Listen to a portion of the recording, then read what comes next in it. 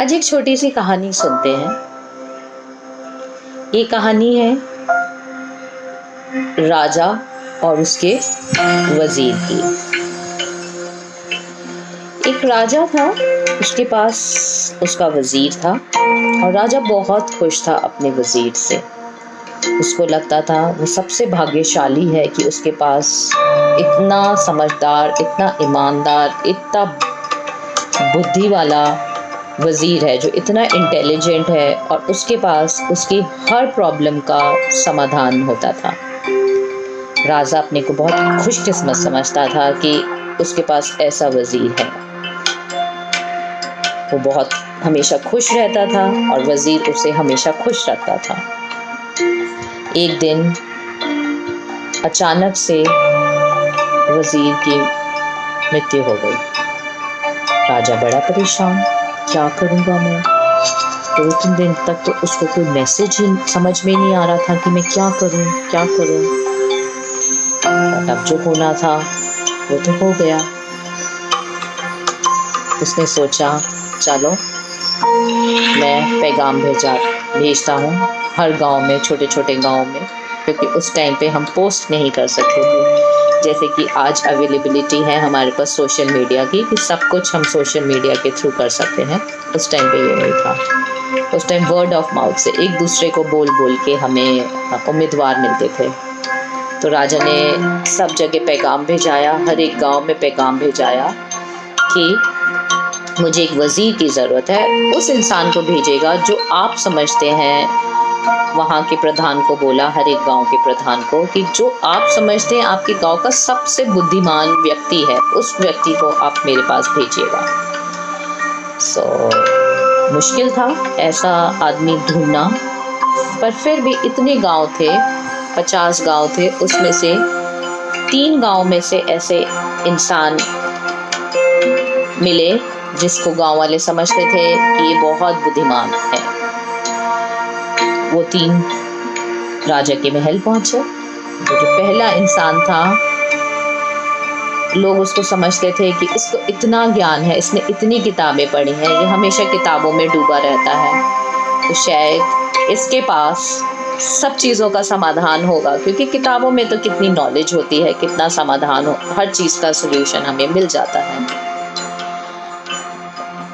दूसरा आया, दूसरे को याददाश्त बहुत अच्छी थी उसकी, तो गांव वाले सोचते थे कि इसको सब याद रहता है।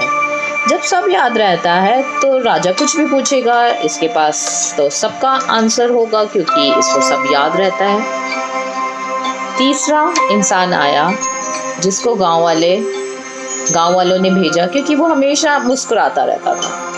कभी उसके शक्ल पे उन्होंने गुस्सा नहीं देखा, कुछ भी नहीं देखा। जो सिचुएशन आई उसमें वो हमेशा स्माइल और मुस्कुराता रहता था।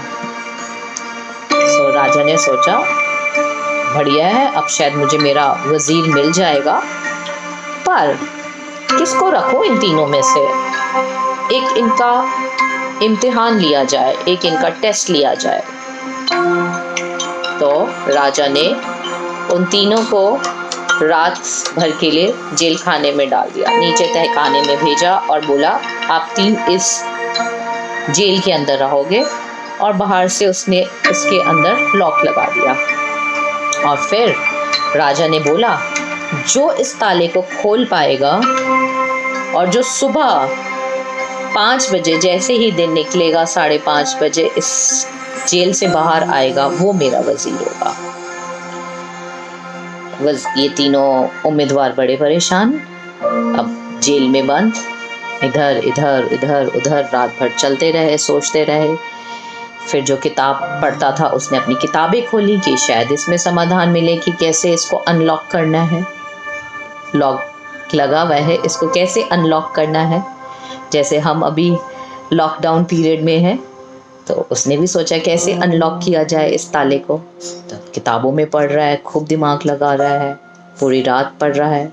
दूसरा व्यक्ति जिसको हमेशा सब कुछ याद रहता था, वो सोचे जा रहा है कि क्या मैंने कब कहाँ कुछ सुना था, किया था, कुछ तो याद में आएगा मेरे कि मैं इसका कैसे डिकोड करूँ, इस लॉक को अनलॉक कैसे कर सकते हैं, उसकी कोडिंग कैसे, क्रैक हैक, क्या करूं मैं, क्या करूं, वो भी सोच में लग गया। तीसरा व्यक्ति इन दोनों को घूमते घूमते देख रहा है, कह रहा है ये दोनों इतने परेशान है, इतना सोच रहे हैं खोलने के लिए ताला, मुझे भी सोचना चाहिए।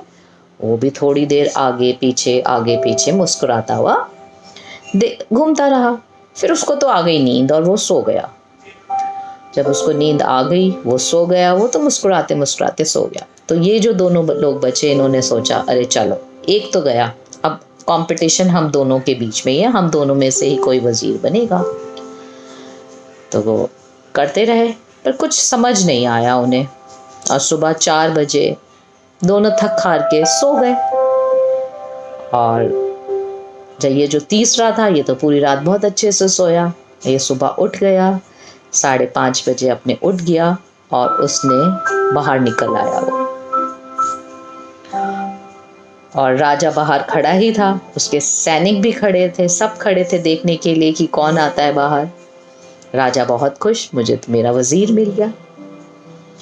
थोड़ी देर हुई, जब शोर मचने लगा तो ये दोनों जो जेल के अंदर थे, जो रात भर परेशान हो रहे थे, उठे। ऐसा क्या हो गया कि इतना शोर मच रहा है? उन्होंने देखा बाहर और उन्होंने देखा अरे ये जो इंसान इतना हंसता है, ये तो जेल के बाहर है और हम दोनों सो रहे हैं, हम तो सोते ही रह गए। तो राजा ने पूछा ये तीसरे आदमी से जो मुस्कुराता रहता था, तुम कैसे बाहर आए? तो उसने बोला, महाराज मैं तो मुस्कुराता रहा था, मुस्कुराते मुस्कुराते मैंने चारों तरफ देखा कि प्रेजेंट में रहते हुए मैंने चारों चीज़ों को ऑब्जर्व किया, हर एक चीज़ को देखा, हर एक को ऑब्जर्व किया। और जब मैं ये ऑब्जर्व कर रहा था तो मैंने ताले को बहुत देखा अच्छे से। तो जब मैंने ताले को देखा तो मैंने देखा ताला तो बंद ही नहीं था, आपने तो ऐसे ही हाथ से लटका दिया था।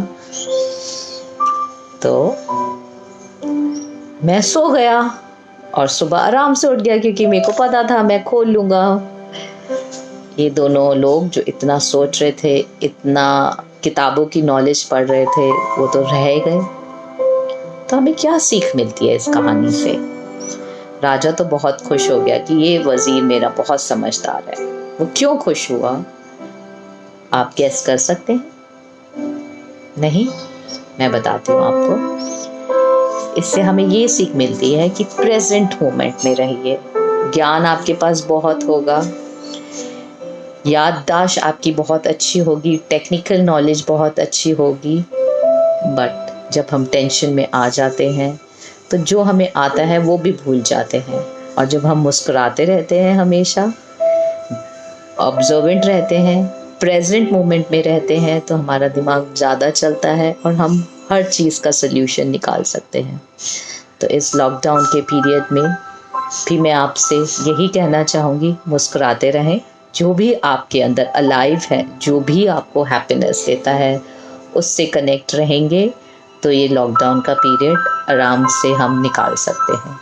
नहीं तो जेल के अंदर ही रह जाएंगे, और ये जेल और कोई जेल नहीं, हमारा खुद का बनाया हुआ चारों तरफ हमारे दिमाग का जेल है, जिसमें गुस्सा, जिसमें इरिटेशन, जिसमें डर, जिसमें पता नहीं क्या होने वाला है अगले पल, ये सब चीज़ें भरी पड़ी हैं। और हमें फिर कुछ नहीं समझ आएगा कि हमें क्या करना है, हम सिर्फ कंप्लेन करते रह जाएंगे। और अगर इस लॉकडाउन पीरियड में हम आराम से हंसते हुए अपनी क्रिएटिविटी से अपने आप को समझ के कि मैं क्या कर सकता हूँ, क्या नया कर सकता हूँ, क्या क्रिएटिव कर सकता हूँ, मे भी आपको कोई सोल्यूशन मिल जाए जो आपके लिए हिट हो जाए शायद। इसलिए हमेशा मुस्कुराते रहिए और ज़िंदगी यूं ही कट जाएगी मुस्कुराते मुस्कुराते। धन्यवाद।